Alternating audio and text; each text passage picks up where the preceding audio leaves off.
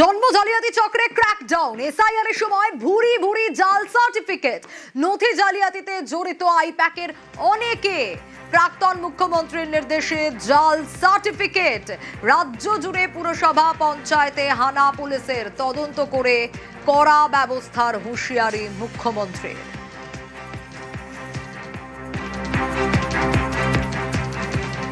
এটা সরকারের সিদ্ধান্ত, ক্র্যাকডাউন করতে হবে।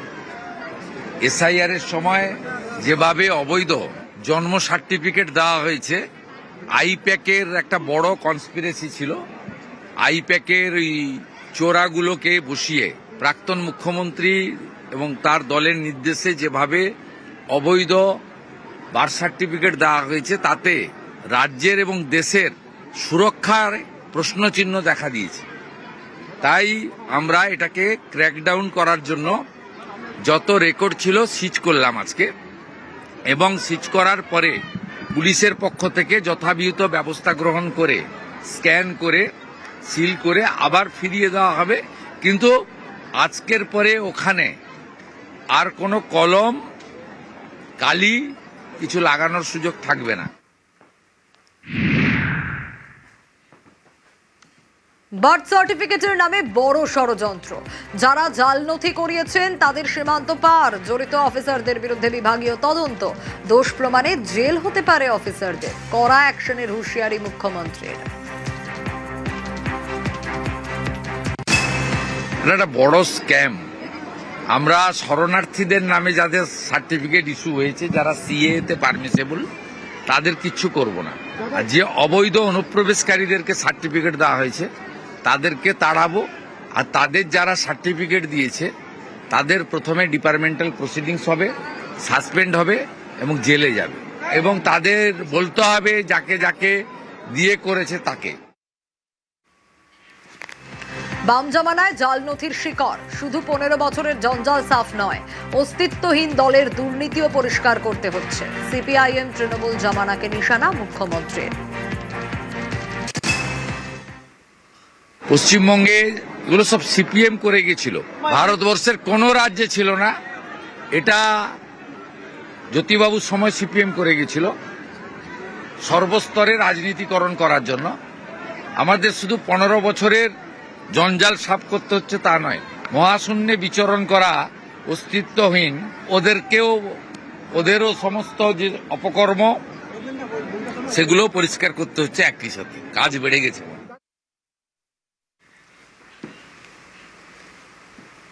গত শুক্রবার কর্ণসুবর্ণে ট্রেনের ধাক্কায় 4 স্কুল পড়ুয়া সহ 5 জনের মৃত্যু। বৃহস্পতিবার মুর্শিদাবাদে মুখ্যমন্ত্রী, মৃতদের পরিবারকে আর্থিক সাহায্য, অভিযুক্তের কঠোর শাস্তির আশ্বাস শুভেন্দু অধিকারীর।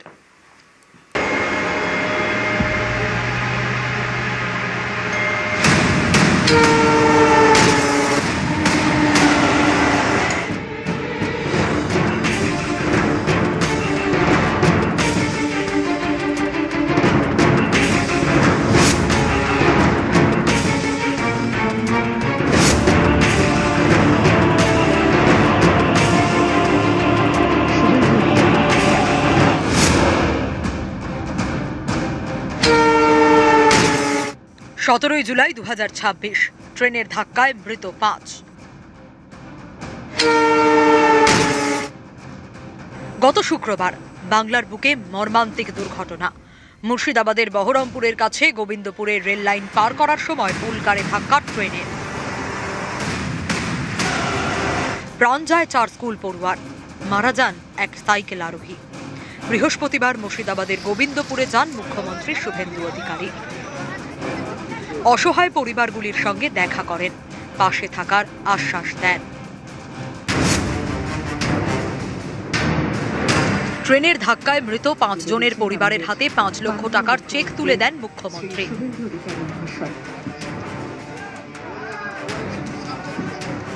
একদম ছোট্ট ছোট্ট ফুলের মতো বাচ্চাগুলো যেভাবে এই দুর্ঘটনায় তারা শিকার হয়েছেন, দুঃখ প্রকাশের তো ভাষা আমার জানা নেই। পরিবারগুলোর পাশে আছে এটুকু বলতে পারি। আবারও বলি, অর্থ দিয়ে কখনো এই ধরনের ক্ষতি পূরণ হয় না। এই পরিবারগুলো যাতে কোনোভাবে একাকিত্ব ফিল না করে, আমাদের সকলের দায়িত্ব, যেমন পুলিশ প্রশাসনও লক্ষ্য রাখবে, আমিও নজর রাখবো। পরিবারগুলো যা চেয়েছে আমার কাছে, যেটা আমার ক্ষমতার মধ্যে, সব ক্ষমতা আমার নেই, আমি সেটা করব, 15 দিনের মধ্যে করব। এসেছে, খুব ভালো লেগেছে আমাদেরকে। বললাম চাকরির জন্য দেখছি, বললো হবে, বললো তো এসপিকে ডাকলো, ডেকে বললো একটা সিভিকে চাকরি দিও বললো। প্রাথমিক তদন্তে রেলের দাবি, গেটম্যানের অসচেতনতার কারণেই দুর্ঘটনা। কয়েক ঘন্টার মধ্যেই গ্রেফতার করা হয় গেটম্যানকে। এই যে অপরাধী গেটম্যান, আমি পুলিশকে স্পষ্ট নির্দেশ দিয়ে যাচ্ছি, জেলে থাকাকালীন তদন্ত শেষ করতে হবে, চার্জশিট দিতে হবে এবং কাস্টডি ট্রায়াল করিয়ে যাতে ক্যাপিটাল পানিশমেন্ট হয়। ডিএম সাহেবকেও দেখতে হবে, স্পেশাল পিপি অ্যাপয়েন্ট করে যাতে সেটা করে। এরকম ঘটনা যাতে আর কারো না ঘটে, এটাই প্রার্থনা থাকবে। মুর্শিদাবাদের গোবিন্দপুর গ্রামে এসে দোষীর বিরুদ্ধে চরমতম শাস্তিমূলক পদক্ষেপ নেওয়া হবে, এই আশ্বাস পরিবারের সদস্যদের দিয়ে গেলেন। গেটম্যানের গাফিলতিতে যে আমার এতগুলো জীবন চলে গেল বাচ্চার, গেটম্যানের জন্য শাস্তি হয়। মুখ্যমন্ত্রী ভালোভাবে তদন্ত করে সে গেটম্যানের জন্য শাস্তির ব্যবস্থা করে। কর্ণসুবর্ণ রেল গেটে যাতে আরো সুরক্ষা বৃদ্ধি হয়, ডিএম সাহেব রেলের সঙ্গে কথা বলবেন। তার জন্য আমার লেভেলে যদি কিছু কথা বলতে হয় রেলমন্ত্রীর সঙ্গে, সেটাও আমি করব। আমার আর কিচ্ছু বলার নেই, চোখের জল ছাড়া আপনাদের জন্য আমার দেওয়ার কিচ্ছু নেই। এদিন বহরমপুর মেডিকেলে গিয়ে আহতদের সঙ্গে দেখা করেন মুখ্যমন্ত্রী শুভেন্দু অধিকারী। আহতদের 1 লক্ষ টাকা করে আর্থিক সাহায্য করেছে রাজ্য সরকার। আমরা ট্রিটমেন্টের দায়িত্ব নিয়েছি, জেলা শাসককে বলেছি আমি, উনি সব দায়িত্ব নিয়েছেন। এমএসবিপি দেখবেন, ওর মা ও বাচ্চার ভবিষ্যতের জন্য বলেছে, আমি পড়াশোনার দায়িত্ব নেবো বলেছি। আমি তো এগুলো তো অর্থ বলতে চাই না, কিন্তু একটা সাহায্য করেছি, হেল্প করেছি। আউট অফ ডেঞ্জার আছে, কিন্তু ফ্র্যাকচার আছে, এখানে তো ট্রিটমেন্ট চলবে। সোমরাজ বন্দ্যোপাধ্যায় ও প্রণব বন্দ্যোপাধ্যায়, নিউজ 18 বাংলা।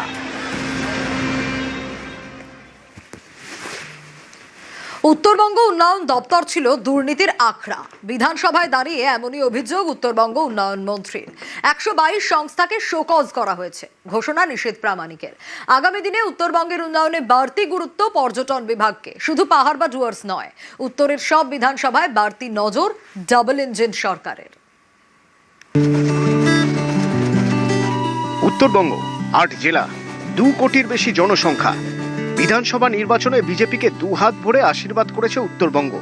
শপথের পর ঋণ শোধের শপথ নেন মুখ্যমন্ত্রী শুভেন্দু অধিকারী। 2009 সাল থেকে ভারতীয় জনতা পার্টিকে উত্তরবঙ্গে আপনারা প্রবেশের সুযোগ এবং স্বীকৃতি দেওয়ার জন্য উন্নয়নের মাধ্যমে আমরা সেই ঋণ শোধ করব।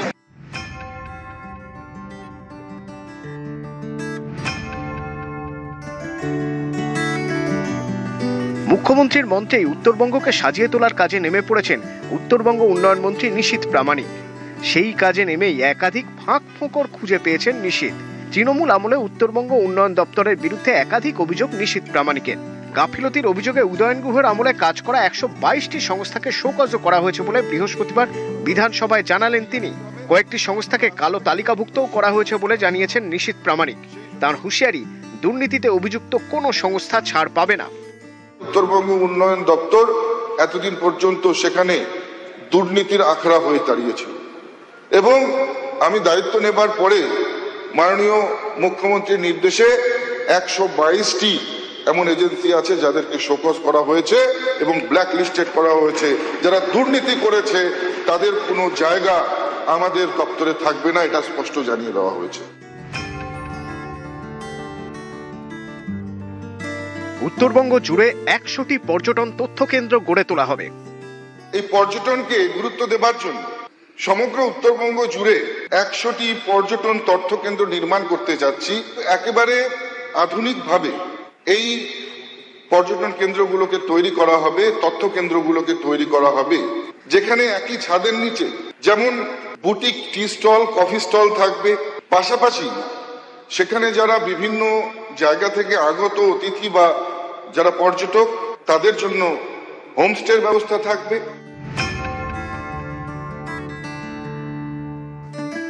ভারত ভুটান সীমান্তের গটিবাড়িতে স্থলবন্দর তৈরি করবে কেন্দ্র।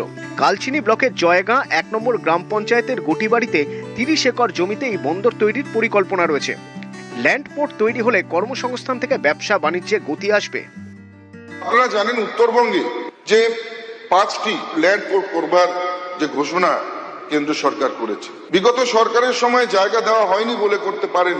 পানি ট্যাঙ্কিতে ইন্দো নেপাল ল্যান্ড পোর্ট, ইন্দো ভুটান বর্ডারে সেখানে ফুল সিলিং এবং জয়গাতে ইন্দো ভুটান ল্যান্ড পোর্ট, ঠিক একইভাবে হিলি থেকে শুরু করে চ্যাংড়াবান্ধা থেকে শুরু করে ফুলবাড়ি থেকে শুরু করে ইন্দো বাংলাদেশ ল্যান্ড পোর্টের ব্যবস্থাও কিন্তু করা হবে।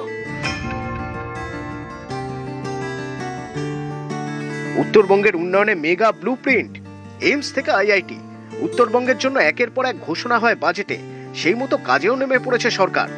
বৃহস্পতিবার বিধানসভায় দাঁড়িয়ে দার্জিলিং এর ট্রমা কেয়ার সেন্টার তৈরির ঘোষণা উত্তরবঙ্গ উন্নয়ন মন্ত্রীর। আলিপুর এবং দক্ষিণ দিনাজপুরে দুটো মেডিকেল কলেজ, কালিম্পং এ মেডিকেল কলেজ এবং পাশাপাশি দার্জিলিং এর স্বাস্থ্য ব্যবস্থা নিয়েও সেখানেও কিন্তু আমরা একটা ইমার্জেন্সি ট্রমা কেয়ার সেন্টার আমরা সেখানে করতে চলেছি।